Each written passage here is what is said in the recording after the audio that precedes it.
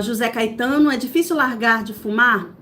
Vou contar para vocês o que eu fiz para parar de fumar. Eu já até dei entrevista na televisão lá na minha cidade para contar a forma que eu parei de fumar. Porque eu, como comentei aqui no início da live, além de advogada, eu sou jornalista, né? Então lá na minha cidade, Campos dos Goytacazes, no norte do Rio de Janeiro, eu conhecia muitos jornalistas. Então é muito comum que a gente acabe se tornando personagens de reportagens, né? E aí uma amiga minha que trabalhava na Record me pediu para dar entrevista para contar como que eu tinha parado de fumar.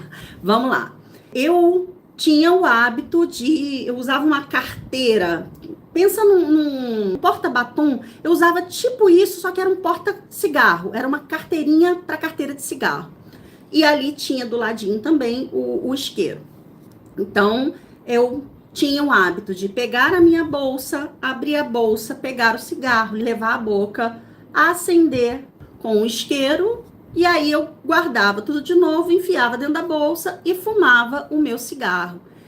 E aí eu estava decidida a parar de fumar e não sabia como. Então eu decidi substituir o hábito, esse hábito que eu falei para vocês de abre a carteirinha, pega o cigarro, leva a boca, usa o isqueiro, eu troquei isso pelo batom. Então, eu abria a minha carteirinha, tinha uma carteirinha semelhante, que era um porta-batom, abria a minha carteirinha de batom, tirava o batom, passava o batom, guardava o batom e enfiava dentro da bolsa. E eu sentia vontade de fumar, e toda vez que eu sentia vontade de fumar, e detalhe, eu tive que tirar tudo quanto era cigarro de perto de mim, senão não ia conseguir.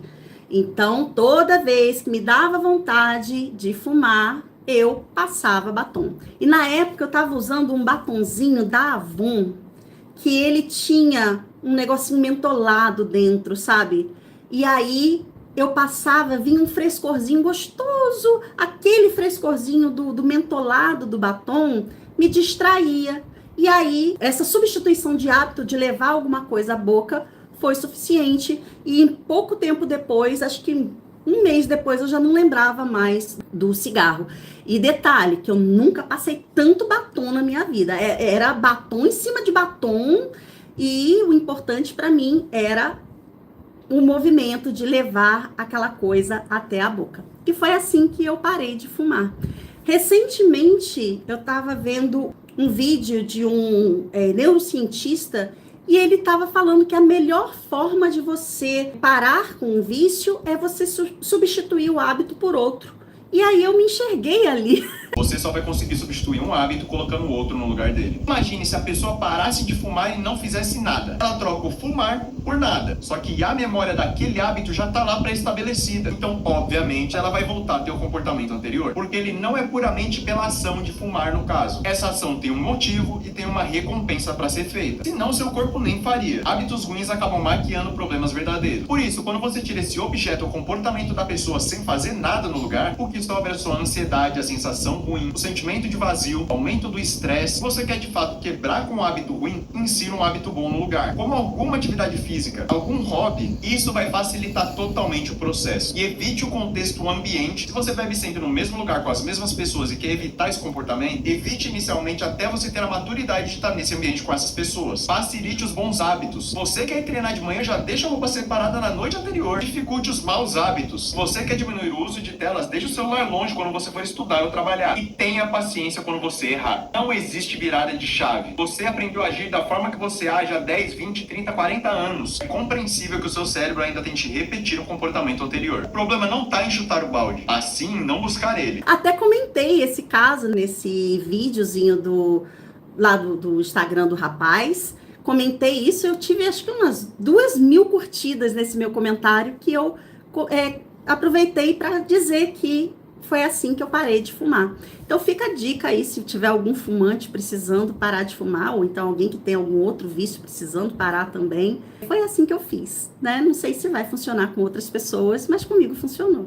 Eu tinha na época 26 anos. Eu comecei a fumar muito nova. Eu tinha 17 anos. E foi aquela coisa da cabeça fraca, os amigos fumavam, eu tinha entrado na faculdade com 17 anos, eu me achava a rainha da cocada preta, eu me achava o suprassumo da inteligência, Mal sabia eu que eu não era nada disso, né? E aí eu não queria ficar para trás, todo mundo adulto fumando, né? E aí eu quis fumar também, porque afinal de contas eu também sou adulta. Não, eu era uma otária, isso sim. Mas é isso. Essa é a minha história com o cigarro. Respondi para o José Caetano. A sua pergunta foi exatamente se foi difícil largar de fumar. Eu não achei difícil porque eu consegui. Eu nunca mais voltei a fumar. Até quando fez 10 anos de quando eu parei de fumar, aí eu acendi um cigarro para comemorar.